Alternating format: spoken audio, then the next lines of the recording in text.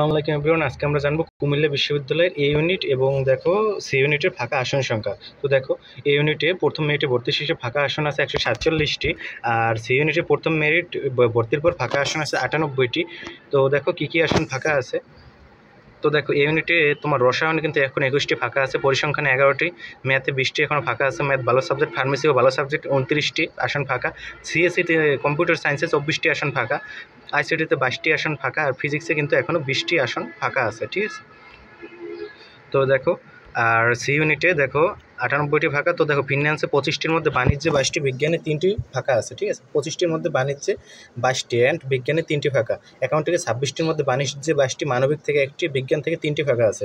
তো মার্কেটিংয়ে 30টির মধ্যে বাণিজ্য থেকে 22টি, মানবিক থেকে 2টি, বিজ্ঞান থেকে এখনও 6টি ফাঁকা আছে। ম্যানেজমেন্টে 17টির মধ্যে বাণিজ্য থেকে 13টি ফাঁকা, মানবিক থেকে 1টি ফাঁকা, বিজ্ঞান থেকে 3টি ফাঁকা। ঠিক আছে, তো এই ছিল ফাঁকা আসন সংখ্যা কুমির।